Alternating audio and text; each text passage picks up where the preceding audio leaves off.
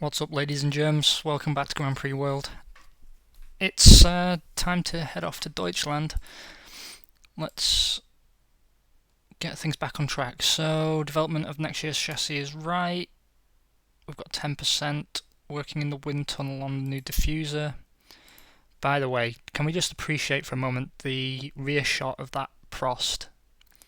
I thought, honestly, that was one of the best looking cars. I miss 90s F1. I hope you do too, because it was the fucking golden age. How are we doing over here? Has everyone done stuff? Yeah, the cars are not in great condition, but we have a new chassis, that's right. I built a new chassis for Mr. Diniz. Okay, so Pedders, you're in car 3, and then car 4 goes to Sarlo, so he's running just with wear and no damage. That's better. That is better. We're bringing Zepter, Goodyear and Hewlett-Packard along to Hockenheim, which is not a particularly glamorous circuit, so we're not really going to feel the benefit of that necessarily. Still no sponsors from those tight arses at Mugen, but they have got a deal with Jordan, which I guess is preferential. I'm beginning to fear for our partner deal with Goodyear, but hopefully we can turn that around. We've not negotiated for any sponsorship bonuses with Esso because they're tight arses as well and only gave us a one-season deal, so screw them. And we've opened negotiations with Learjet, or we will do. I'm not keen of... Actually, I need to kick Zepter out, that's right. Because we weren't getting anywhere, and we're going to bring Lear along. So, I think on that basis, we're actually actually ready to roll. So, same driver orders as always. No setup points for you boys, sorry. I'm going to keep everyone on the hard compound tyre. It's just better for everyone that way. What we need, really, is another point and Sauber not to score the rest of the season. They have upgraded their car, I think there's no doubt about that now. But they've also had some bad luck with reliability, and we really hope for that to continue. So it's dry, 30 degrees, that could be good for us, especially on the harder compound. Run it, bitches. Okay, it wasn't great. We've been out-qualified by a Stewart for the first time this season. The Jordans qualified well, and the Saubers. They've definitely updated their car. Look at Johnny Herbert up there in 6th. That's fantastic. It's a very mixed front few rows, actually. We've got Irvine on pole on the 142.3, with Fisichella behind in the Benetton. John Newhouse is 3rd. Coulthard in the McLaren is 4th. Wirtz 5th for Benetton. Herbert 6th for Sauber. And then we've got both Jordans. Schumacher in 9th. And again, Mika Hakkinen fails to qualify. Oh well, all the more pickings for us. Now, I presume a lot of those cars were on the soft compound tyre actually, because it is a good track for soft compound. That could work to our advantage with us not having to make those stops. Again, we're going to give Diniz the shorter run to the finish, so we're going to bring him in lap 23 and bring Sarlo in lap 22. Again, they're both going to have unscrubbed hard compound tyres, and we're going to hope that the time we save by not stopping for 30 to 40 seconds is enough to get us into the points with at least one car. Fingers crossed, team. No. We had a suspension failure on Deniz's new car. We give him a new car and that's how he treats it. And then Sarlo comes home a fairly disappointing 12th. And I say disappointing because we're behind a Prost and a Stewart, which has not happened to date. That's bad news. I don't think either of those teams, maybe Prost at a push actually, would have the ability to bring out an upgrade package, but I wouldn't imagine Stewart would bother. This is bad news because this pushes us back down to 7th in the Constructors' Championship, so we've got to turn this around in Hungary if we can. How bad's the damage on that? Sarlo damaged his car as well, the useless twat. Well, you're just going to have to run with it now. I'm not building another chassis, that's for fucking sure.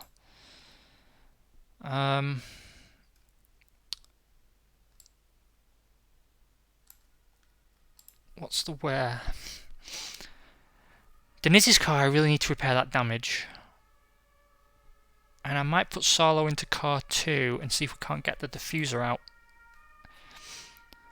It's going to be a crap diffuser, but we wanted it. We did want it. Now the other question is, do I give... Round 15 and 16 we have to build a car. Ideally 14, 15 and 16, so we have a test chassis. Which means where we have to deal with this round and next. This is bad news because we might end up, in order to squeeze out this upgrade, we might end up having to build another new car. Which would be catastrophic mismanagement of the team.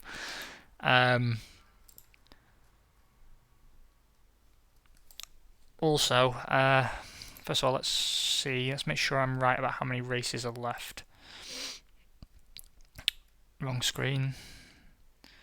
Okay, so we just had Germany. Yeah, 5 rounds remaining. So we can give it one more round before we move on to the last stage. Last stage takes place at Belgium, and then we have to build a car here, here, and here, or here and here. And we have to hope we've got the capacity to construct it as well. Okay, because this is listed in order of maximum benefit, I'm going to risk it for a biscuit and give this another round on the model development, and we'll probably have to skimp on the wind tunnel work. The diffuser we're going to shit out now. Just, you know, keep the audience happy. Let's upgrade the chassis.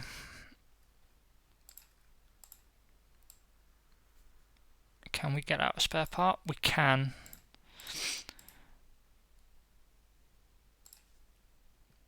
Okay, so who gets the spare part? Right, we put Sarlo into car 2, which has got 58% wear and 4% damage. And Diniz has got 7% damage and 2% wear. I think we're going to repair Diniz's car. Sorry, Sarlo. But it's a new car and I'm pissed off that he's damaged it. Anyway, we're on to a B-spec chassis. Exciting times. Let's see what else is going on in the world. Alexander Wurz won that race. Apparently Mika Hakkinen qualified on pole, except he didn't because he didn't qualify, so I don't know, that's some kind of bug. Oh, he was disqualified, that's why he showed as not qualified. Ferrari is a partner from Ford, and so's Prost. That's very interesting. So who's getting these work steals? Oh, McLaren's gone works Ford. Ferrari's now partner Ford. Prost is partner Ford. Benetton have switched to Mercedes. Who did Williams go to? That's very interesting. There's a lot of teams running suboptimally there. Fastest lap was Frentzen. Tyrrell have signed Juan Pablo Montoya.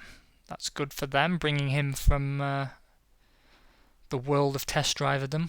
Benetton have got PlayStation as a sponsor.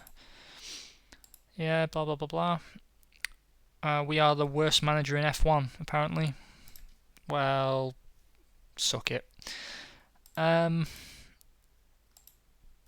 upgrades anywhere? No. Screw you guys. Okay.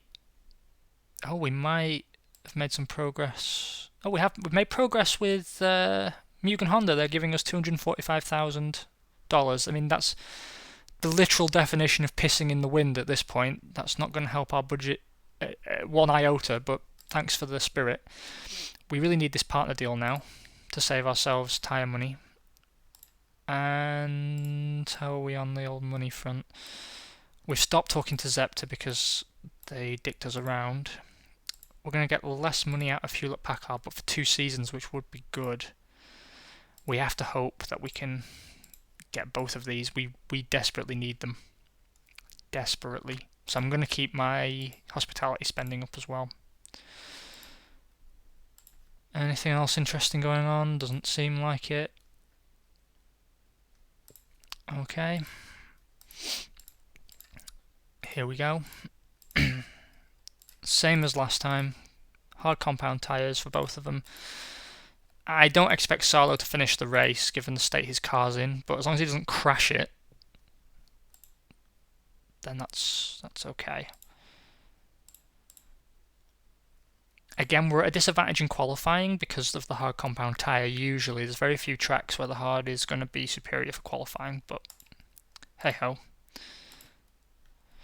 Diniz is in 11th, Sarlo 14th, good half second between them. Again out qualified by a Sauber, but we're between the Saubers, so that's at least something. Eddie Irvine takes another pole with Hakkinen second, Schumacher third, Frentzen and Villeneuve in the Williams take 4th and 5th, Coulthard 6th, the Benettons of Wurtz and Fisichella take 7th and 8th, Hill and Jordan in 9th, and Alesi in 10th.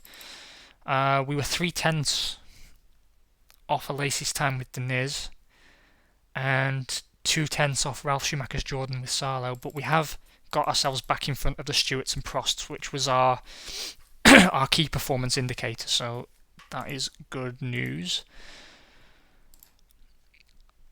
Strategy time. So, if my maths is good, that should be 39.38 for Diniz. In case you didn't notice by the pause, my maths wasn't good.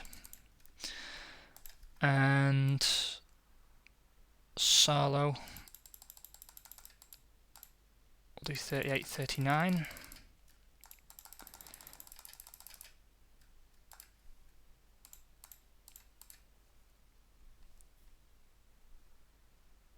Blast it. Oh my god. Oh my god. A double points finish. I'm astounded. Diniz gets 3rd on the podium. I can't tell you how important this is. In fact, it's so important that I'm worried the game's going to crash, and I'll come back and talk to you about all this in a minute. I need to save this game. Okay, welcome back. First of all, you'll see that has done our budget the world of good. Let's take a look at the standings.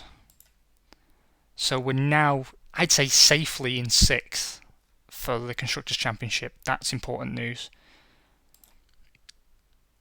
Diniz is joint 10th in the drivers, not really a big issue for us, but this should provide some level of morale boost for the team. Benetton have signed a team sponsorship deal with Blondes, which is Gaulois, who used to be the title sponsor for Prost. Benetton have a very, very strong package next season. Very strong. I'll be very keen to see how they get along. Heinz-Harald Frentzen won the race.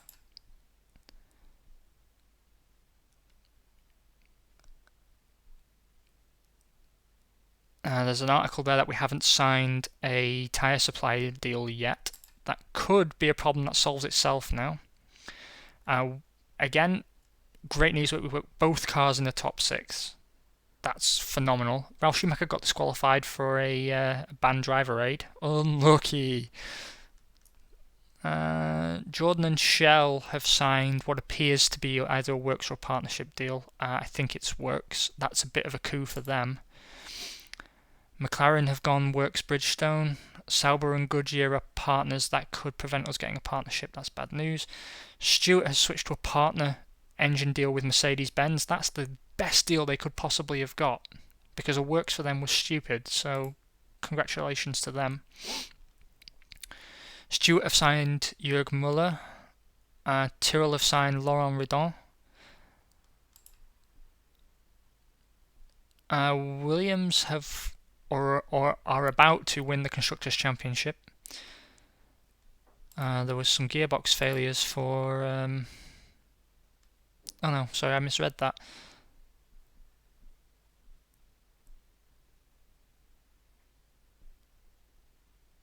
Okay, issues with pit stops for both of those drivers.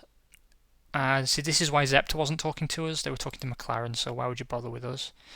Prost are in the running to sign Mika Hakkinen. That's a bit of a coup for them. And blah blah blah blah blah. Williams have a complete sponsor packet, which is always good. Let's see if we can any longer get a partner tyre deal. I really hope we can. No. No, we can't. Shit.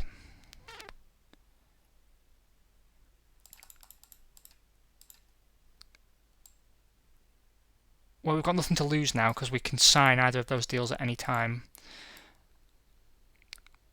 I'm going to use our TV advantage to try and snatch from the jaws of defeat a partner deal with Bridgestone.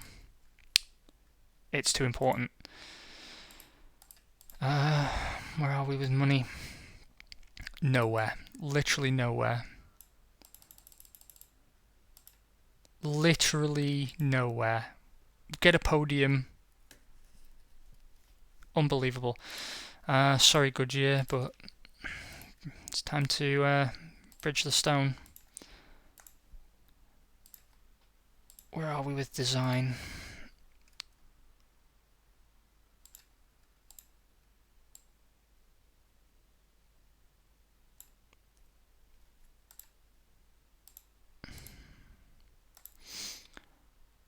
Okay, so round 14, we will have to produce our first car for next season. Round 15 and 16 will also do that, so this is our last chance to get the cars in the best condition that we can.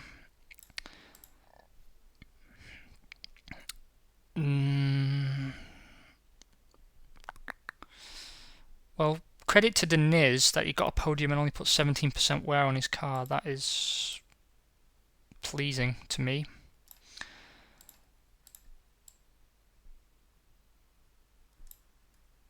We're also getting closer to being able to produce a third spare part, which I think our CAM facility next season should offer benefit with. I'm not going to apply a spare part to Diniz. I'm going to save one for the next round.